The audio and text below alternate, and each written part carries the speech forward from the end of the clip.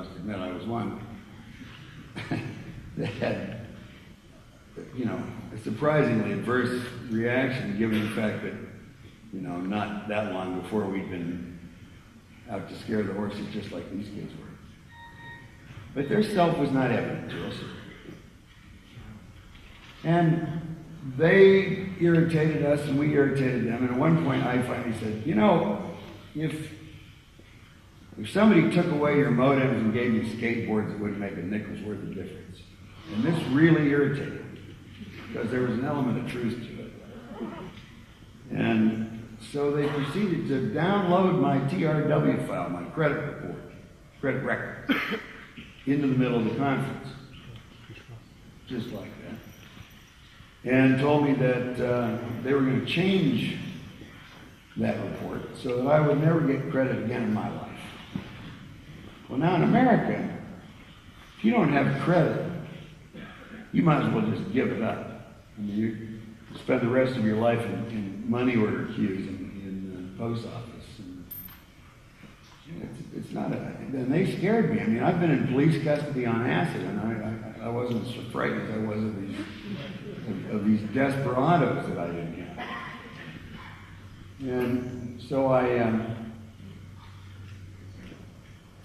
wrote one of them an email, and I said, I think we've exceeded the bandwidth of this meeting, and I'd like to talk to you on the phone, and I'm not going to insult your intelligence by giving you my phone number, which was listed, but he didn't know that. He didn't know that, and I knew that he was going to hack it out of the system sometime in the next 5 minutes just to show me that he could. And he did. So next thing I know, I'm talking to Fiber Optic. And Fiber Optic is a pencil-neck geek kid whose voice hasn't even changed yet. He's about as dangerous as a duck. And he's just like I was when I was that sort of tentative age. I mean, all he wants to do is violate the forbidden. Obviously he wants to violate a forbidden that he doesn't have access to yet. And, as soon as he got access to that, a lot of his digital spelunking went away. But he's somebody I can relate to. Suddenly he has a self that makes sense to me. And then I get to know Acid Freak, and then I get to know the other members of their group, and soon I'm like the scoutmaster to the Legion of Doom. And I'm having to acquire a whole new self for myself. In the middle of all this, the Secret Service lands on these kids. Rather harsh. Acid Freak comes home one day and finds that his 12-year-old sisters have been held at gunpoint by large, stupid men in suits for about an hour and a half, while they removed every electronic item from the house that they could find, including clock radios. They've taken all these Metallica tapes, lest they're covered with some kind of terrible material relating to espionage and stuff. And again, they didn't know who he was.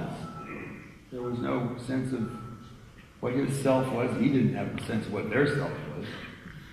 And under the circumstances, they didn't either. I mean, there's nothing quite like a well-armed, stupid guy in a suit who doesn't know what he's doing for not having a clearly definable self. At first, I just thought, well, I don't understand what's going on here. Maybe these kids are much worse than I think they are. If the Secret Service is going to be treating them with such maximum force, then maybe they're even worse than I thought. I don't think they're very bad. They seem to have a very strong sense of ethics. I mean, I had acquired enough of a sense of their self as a community, as a collective, as a culture, that I could trust their ethical system not to do something that I would feel was wrong. I mean, if they were operating in an extra-legal terrain, they were literally out on what I consider to be the frontier. But then when the Secret Service starts coming in, God, this building is so weird. I keep thinking it's going to take off. Sorry. It's just sleep deprivation. It's not. It's some combination of acid and communism.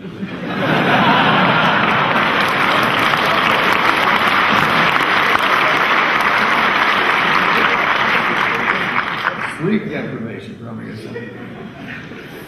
But along around that time, I get a visit from the FBI myself, and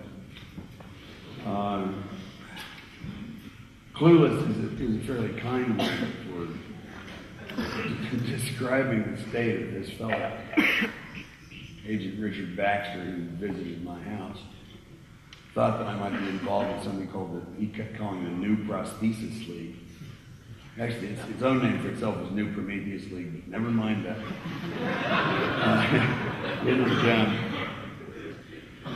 It had taken a little snippet of Apple's source code from the Macintosh ROMs and was shipping it around, leading the FBI to believe that it was the Macintosh recipe and that soon the Chinese would be producing Macintoshes. There were a lot of people believing a lot of squirrely stuff at this point. So I knew that this thing was going to take care of itself, but I also knew that what there was going to be was a huge conflict between the systems that had obtained order previously, so those systems that had been devised in large part not far from here. I mean, much of the governance of the physical world these days is still being done according to the Prussian army model of hierarchical command. Didn't work that well for the Prussians in the final analysis. But never mind that. I knew that it wasn't going to work very well in this area where people didn't even have bodies or a self you could relate to. But I was confident that we could mediate this in some way. We set up the Electronic Frontier Foundation. Mitch Capor and John Gilmore, who's down here, and I, to kind of deal with the immediate legal issues that were involved in trying to ease the transition between what we considered to be the old way of obtaining order and the new way of obtaining order that would drive as the internet became an enormous social space that included everybody in the planet, which it will. And rapidly is. We had a lot of faith in sufficient form of self-development among the people who lived there, who did their business there, who were part of that environment, that we didn't worry too much about the fact that there probably was never going to be a way to impose law or to assure rights, except by the way in which the technological architecture of the net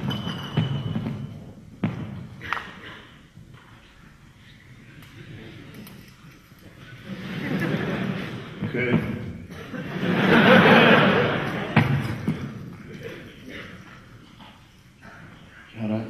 I've never been to a technology conference where the technology.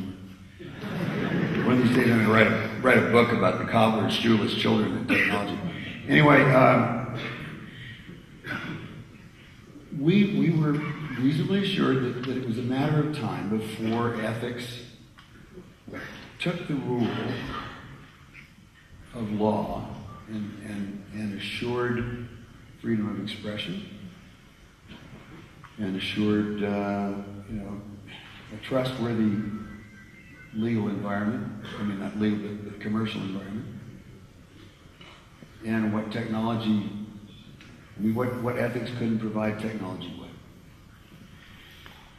And the jury is out on that, but I'm running a little late on time. I was thinking I was going to have more time to discuss this, and I'm going to cut to the chase because I want to actually, to the extent possible, I want to have a discussion with some of you about this. One of my modest ambitions in life is to eliminate broadcast media. I say that because I know that broadcast media will eliminate themselves, and then I'll be able to take some of the credit.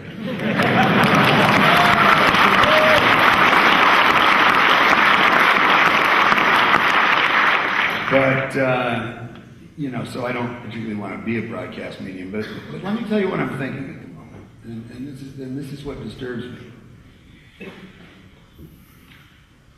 It was one thing when it was a relatively small group of people that had the skills that, say, the folks in this room possess. And they had a coherent culture, and they had a sense of self that was based on that culture.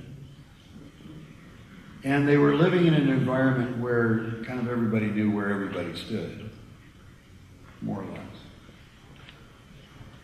The world, oddly enough, in 1990 was a serene and sane place compared to its present sort of Katie bar the door lunacy. And I just trusted that it was going to continue.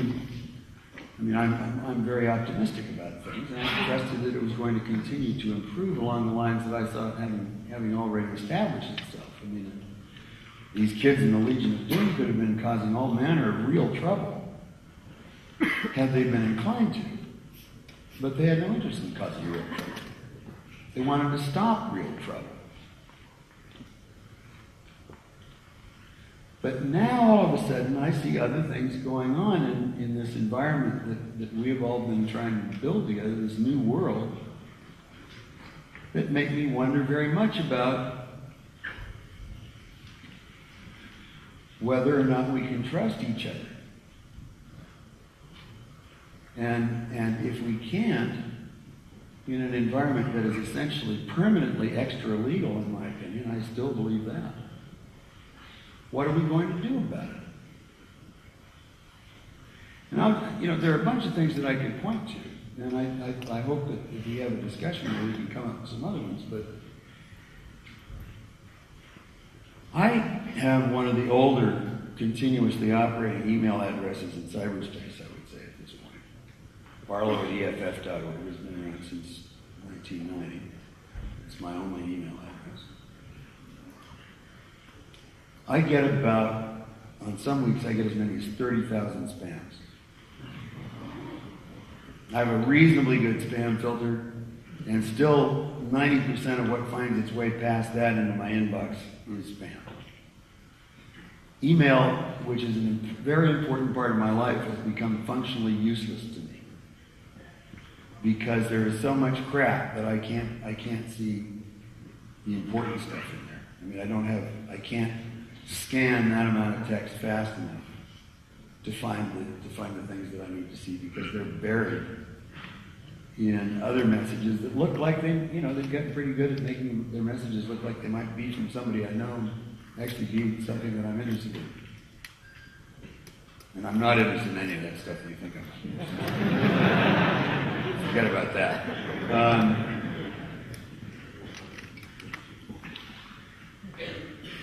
Now, why have we not done something about this? Now, why has the natural sort of countervailing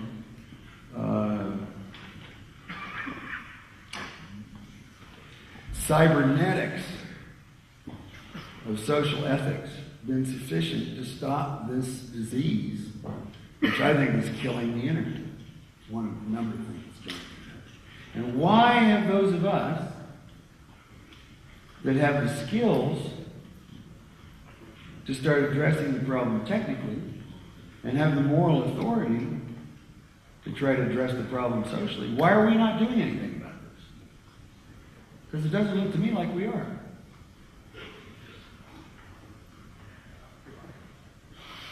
We have fallen into a kind of attitude that looks like trust, but is actually paralysis and laziness.